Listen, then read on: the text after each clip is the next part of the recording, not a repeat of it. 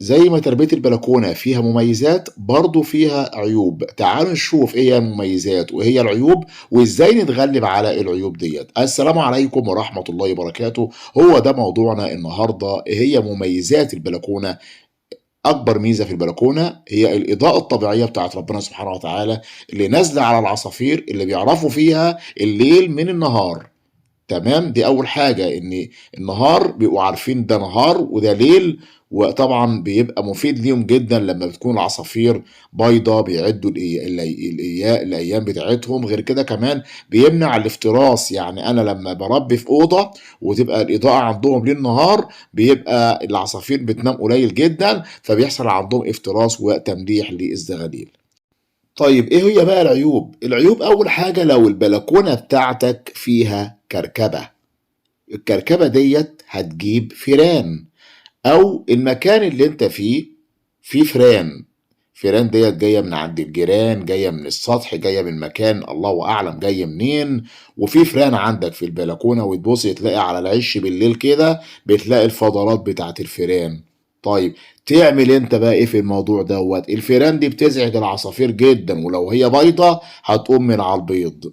ليه؟ لان هو طبعا الفار بيجي لهم بالليل، فهم بيجي لهم ذعر، بيخافوا وبيقوموا من على البيض، وتلاقي النتاية خايفة ترقد على البيض. فانت هنا بتحاول انك انت تتغلب على الفيران اللي موجودة بأي نوع من أنواع السموم، أو مثلا بمصيدة. بأي طريقة بتحاول إنك أنت تحمي عصافيرك من الفيران. وكمان إنك تعمل الإقفاص بتاعتك داير كلها بالسلك. ليه؟ علشان الفار ما يشدش أي زغلول أو أي عصفورة من رجلها خلاص، ويجيبها من رجلها ويعورها، وطبعا بعد كده يحصل أي انتكاسة ليهم. فيفضل إنك أنت تقضي على الفيران ديت.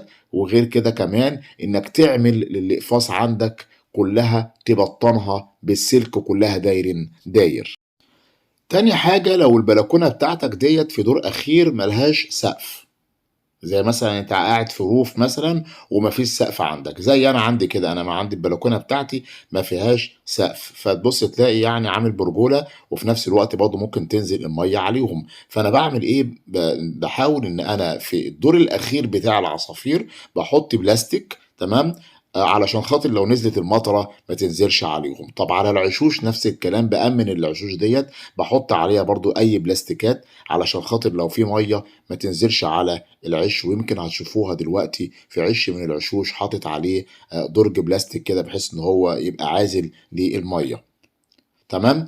طيب كده ده العيب التاني. العيب التالت وده المهم جدا، وهو تيار الرياح او الهواء في فصل الشتاء. لما تكون في البلكونه طبعا مفيش عندك ستاره او مفيش عندك ازاز فيها او حاجه، وطبعا مفتوحه على الهواء، فتبص تلاقي طبعا الهواء الشديد جدا بيدخل على العصافير في فصل الشتاء. فطبعا هنا بيكون عرضه ان هم يجي لهم برد، يبقى سهل جدا ان يجي لهم نزلات برد. فطبعا انت هنا لازم انك انت دايما تغطي الاقفاص عندك في فصل الشتاء بالبلاستيك. تمام. وتسيب مكان الباب مفتوح ليل ونهار. ليه؟ علشان خاطر ما تقعدش تغطيهم بالليل وبعدين تشيل الغطا الصبح، تبص تلاقي العصافير كانت دافيانة بالليل، وبعدين انت شلت الغطا مرة واحدة دخل عليهم الهواء جالهم نزلات برد. لا، يبقى انت تبقى منزل عليهم المشمع ليل نهار وتسيب مكان الباب مفتوح. وده بيعتبر اكبر عيب في تربية البلكونة، اللي هو تيار الهواء الشديد في فصل الشتاء اللي بيبقى نازل على العصافير.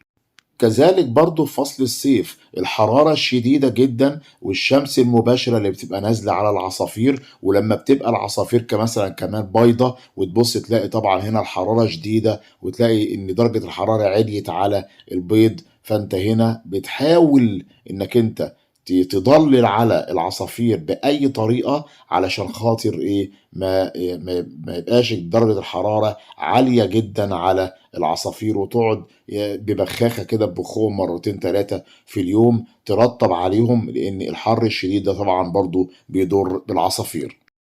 في عندنا برضه عيب تاني، إنك البلكونة بتاعتك لو هي يعني قريبة جدًا من الجيران وعمارات كده يعني قريبة من بعض ولازقة ببعضها، وتبُص تلاقي ربنا رزقك كده بكام قفص وبسم الله ما شاء الله أنت مربي في البلكونة عندك أقفاص كتير، الله أكبر بقى هنا هتلاقي العين من الجيران، تقعد تبُص على العصافير بتاعتك، ده طبعًا يبقى يعني يعني ربنا يكفيك شر الحسد، فأنت هنا بتحاول إنك أنت تنزّل ستارة عندك في البلكونة على عصافيرك علشان خاطر تحميهم برضه من العين.